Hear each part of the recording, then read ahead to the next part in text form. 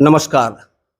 टीकमगढ़ विधानसभा से कांग्रेस पार्टी द्वारा पुनः यादवेंद्र सिंह बुंदीला को प्रत्याशी बनाया गया है।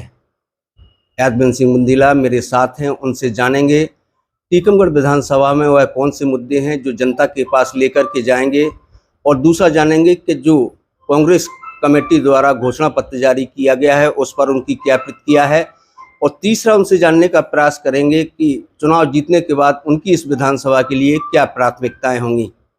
सर नमस्कार। अर्जन जी नमस्कार। सबसे पहले तो मैं आपको धन्यवाद देना चाहता हूं कि आपने इस लायक हमें समझा और हम आपके आभारी हैं। कांग्रेस ने आपको पुनः विश्वास किया है, आपको और टिकट दिया है, तो क्या कहेंगे? देखिए, शुरू से ही कमलनाथ जी का ये कहना था और हमारे राष्ट्रीय नेतृत्व का ये कहना था कि हम जाति वर्ग इससे हटके जो सर्वे में नाम आएंगे हम उनको प्राथमिकता देंगे। और मेरा सौभाग्य है कि जो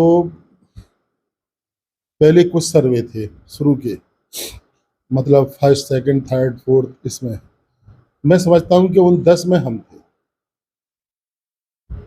और नेतृत्व ने उसी के आधार पे फिर कोई उन्होंने उस पर हिला हवाली नहीं सुनी और उन्होंने हमें टिकट देने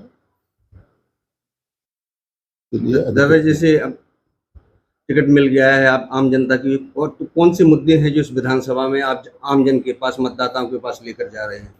देखिए, मुद्दे तो बहुत हैं, मुद्दे इतने ज़्यादा हैं।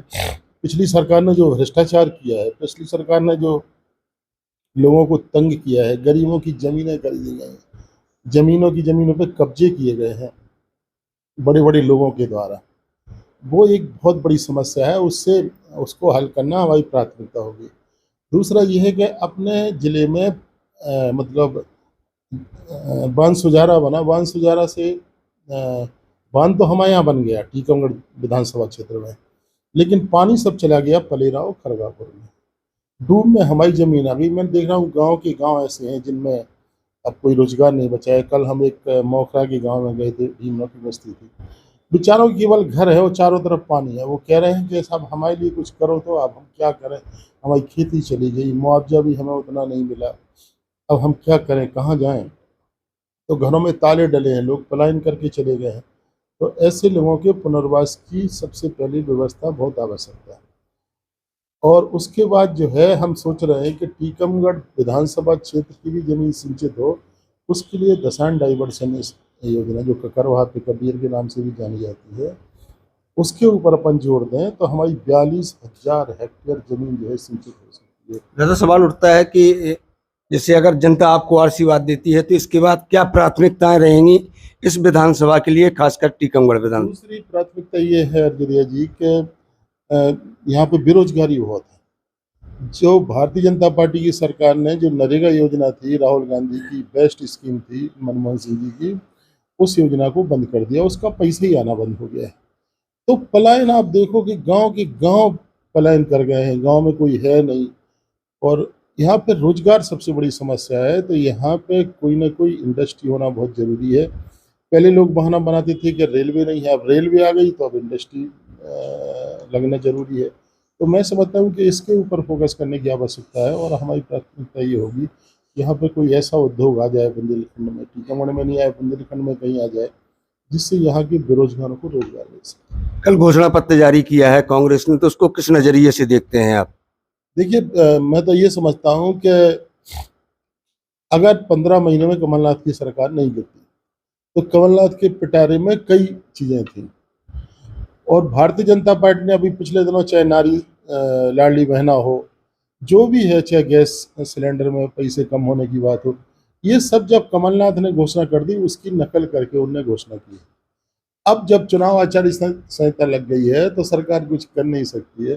तो कमलनाथ जी के पिटारे में अब कई चीज़ें निकली हैं। जैसे सबसे पहले तो ये कि प्रियंका जी ने मंडला में कहा कि 1 से 8 तक की बच्चियों को 500 रुपये देंगे, 8 से 10 तक की बच्चियों को 1000 रुपये देंगे, और जो 11वीं 12वीं में पढ़ रही हैं बच्चियाँ उनको जो है 1500 रुपये देंगे।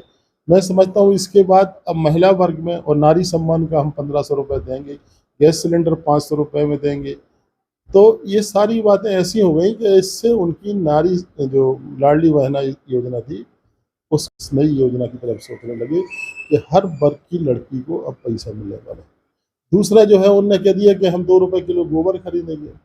अब इतने दिन से अपन देख रहा हो कि गौ माता की समस्या है। गौ माता की समस्या के लिए जो गौशालाएं कमलनाथ जी ने बनवाई थी, लगभग 35 गौशालाएं अपने जिले में बनी, जो अधूरी थी वो और बढ़ गई होंगी।